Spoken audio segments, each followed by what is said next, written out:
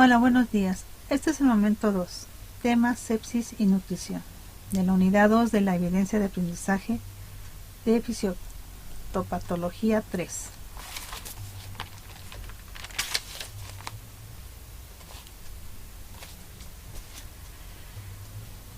¿Qué es la sepsis? Es un síndrome integrado por numerosas anormalidades fisiológicas, patológicas y bioquímicas, inducidas por una infección, la cual da una respuesta inflamatoria sistemática, la cual se presenta en la infección. La infección produce una reacción inflamatoria generalizada que, si no es controlada, puede presentar una disfunción orgánica múltiple. Esto puede ocasionar daño en órganos y sistemas, además de la ruptura de la homeostasis del cuerpo en la parte afectada, causando falla multiorgánica. Aquí podemos ver en estas imágenes las causas más comunes de sepsis.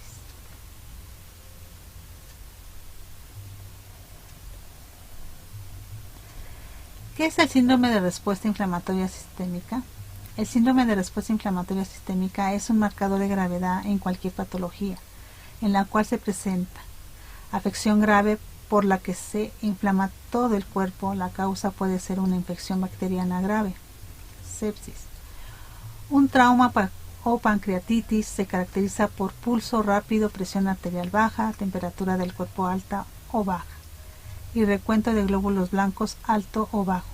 Este se puede manifestar de acuerdo a los siguientes criterios: frecuencia cardíaca menor a 90 por minuto, hiperventilación, presenta una respuesta respiratoria menor a 20 por minuto, leucocitos menor a 12.000 milímetros cúbicos, menor al 10% de bandas, temperaturas mayores a 38 grados centígrados, menor a 36 grados centígrados. Dicho síndrome puede ser causado por isquemia, exclamación, traumatismo, infección o varias agresiones combinadas.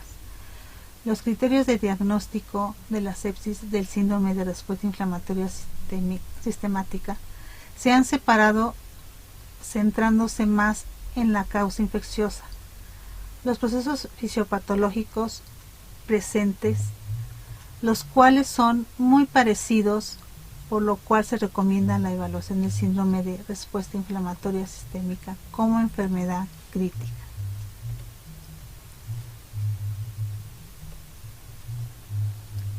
Menciona 10 criterios tanto clínicos como de laboratorio para diagnosticar sepsis. 1. Temperatura mayor a 38 grados centígrados o menor a 36 grados centígrados. 2. Frecuencia cardíaca mayor a 90 latidos por minuto. 3. Frecuencia ventilatoria mayor a 22 respiraciones por minuto. 4. Conteo de leucocitos. 5. Proteína creatina 2 veces más de lo normal. 6. Procalcitonina 2 veces mayor del rango de lo normal. 7. Saturación de sangre venosa mixta. 8. Alteración del estado mental. 9. Edema significativo, balance hídrico positivo mayor a los 20 milímetros sobre kilogramo en 24 horas. Y 10. Hiperglucemias mayor a 120 gramos sobre decilitro en ausencia de diabetes.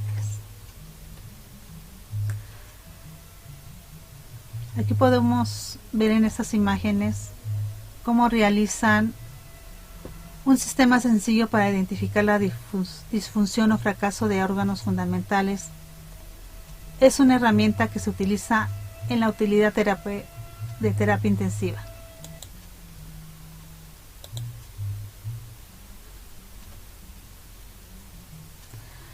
Aquí vemos algunos ejemplos de la escala del sofá, que es la que utilizan en terapia intensiva para identificar el huésped de las infecciones o amenazas que los pacientes tienen.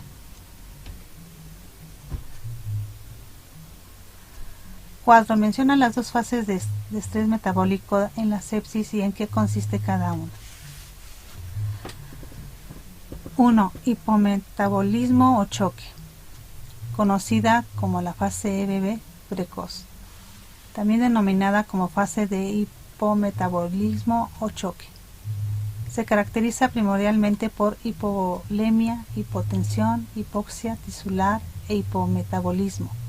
Los cambios observados durante la fase EBB se deben a la intensa actividad simpática que ocasiona caída del gasto cardíaco y con ello disminución del transporte y consumo de oxígeno, el gasto energético y la temperatura corporal, todo ello asociado a un aumento de las concentraciones sanguíneas de la glucosa, lactato y ácidos grasos libres.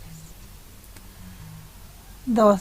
Hipermetabolismo catabólico, conocida como la fase flow tardía, reconocida esta como la fase de hipermetabolismo. Se desarrolla en el periodo post-reanimación, luego de alcanzada la estabilidad hemodinámica y la correcta saturación tisular de oxígeno. Durante la fase flow existe un aumento de gasto cardíaco, la frecuencia cardíaca y respiratoria, del transporte y consumo de oxígeno y de la temperatura corporal. También se observa en esta fase un estado de hipermetabolismo, dado por el aumento del gasto energético y con ello del consumo de oxígeno. Se ha reportado que el gasto energético alcanza un pico entre 3-4 días después de ocurrido el trauma, para después disminuir progresivamente. No obstante, el gasto energético puede persistir elevado hasta el 10º día post-trauma incluso. Aquí apreciamos algunas imágenes que nos indican las características de las diferentes fases de estrés, las que se acaban de mencionar, fase precoz y fase tardía.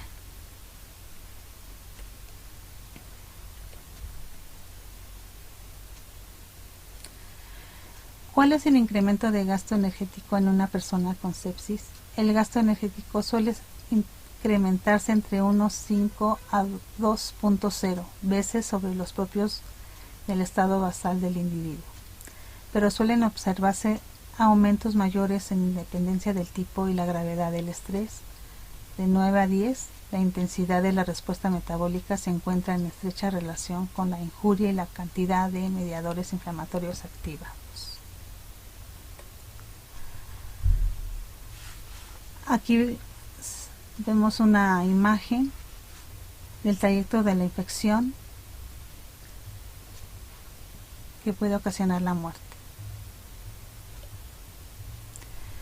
¿Qué es la falla orgánica múltiple en la sepsis?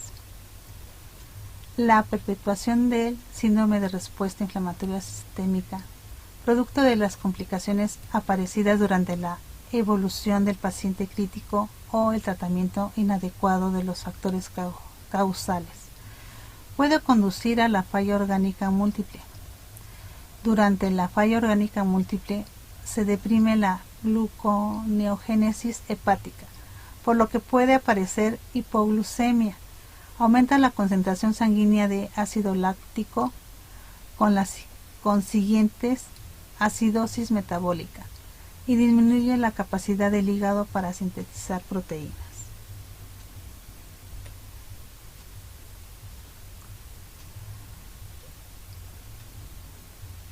Como se demuestra en esta imagen,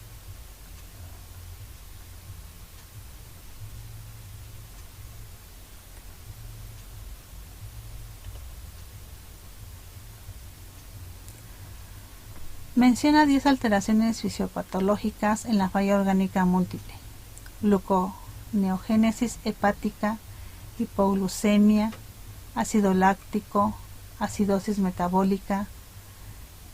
Disminuye la capacidad del hígado para sintetizar proteínas, el aporte exógeno de proteínas, incrementar la producción hepática de urea, la elevación de los valores de la misma en la sangre del paciente, agravando la desregulación del medio interno, una encefalopatía hepatoa amoniacal, insuficiencia gastrointestinal y hepática.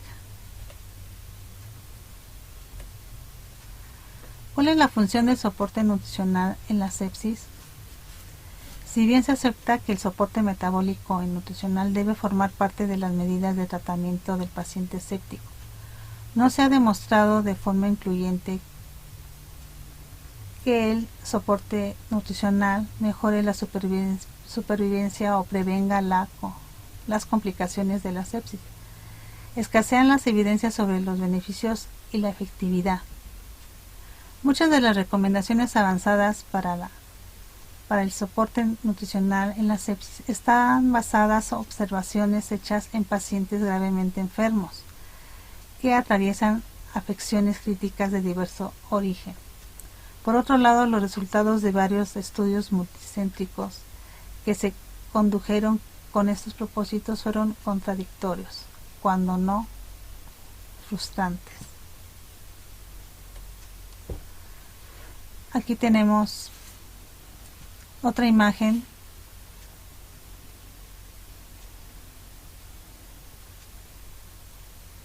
sobre los efectos de las diferentes fases de gravedad de la sepsis.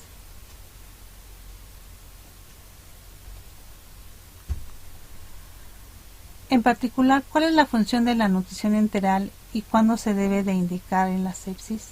Como en otras categorías de pacientes críticamente enfermos, siempre que el tracto gastrointestinal esté intacto y el paciente así lo requiera, la vía enteral es de elección sobre la parental. El inicio de la nutrición enteral debe de ser precoz, esto es dentro de las primeras 24 a 48 horas de diagnóstico de la sepsis y tras la resucitación del paciente. ¿Cuáles son las consecuencias de la nutrición enteral en la sepsis? Se ha de reconocer que la perfusión espláncnica puede verse comprometida en situaciones de hipotensión arterial, pero la incidencia publicada de isquemia intestinal asociada a la nutrición enteral suele ser baja, sobre todo si se trata de la nutrición postpilórica. Por lo tanto, nada contraindica la administración de nutrición enteral en las fases tempranas del choque. De todas formas, parece prudente, dadas las consecuencias fatales de la isquemia intestinal, que la nutrición enteral se inicie tras la resucitación adecuada del paciente.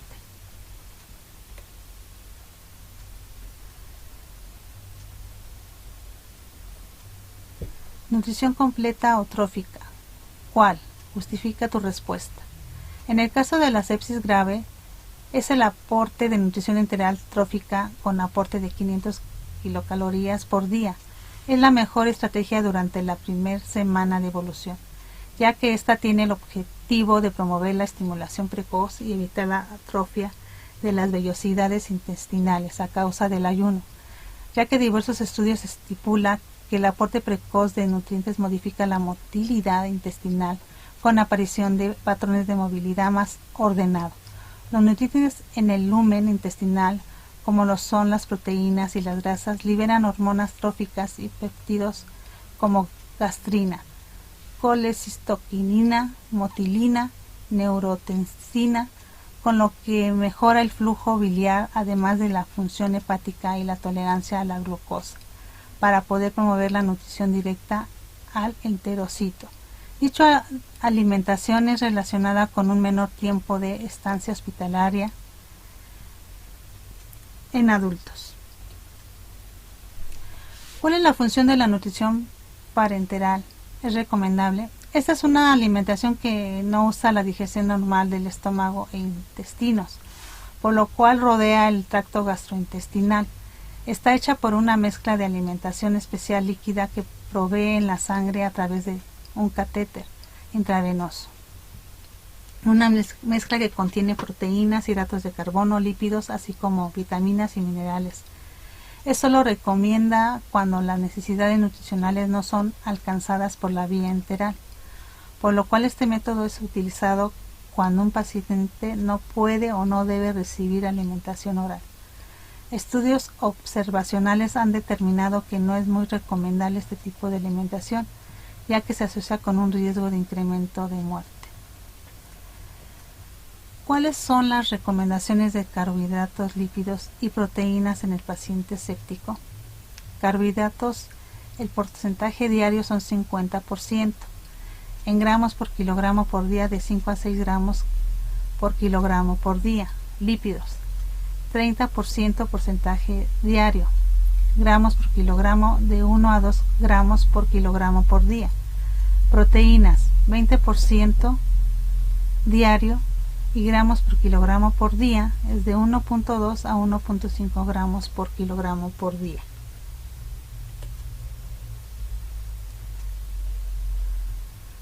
La terapia nutricional es una medida de prevención y tratamiento de la sepsis.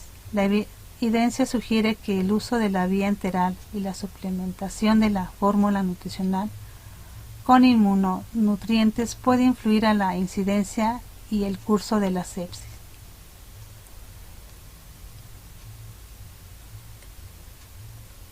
Gracias por su atención.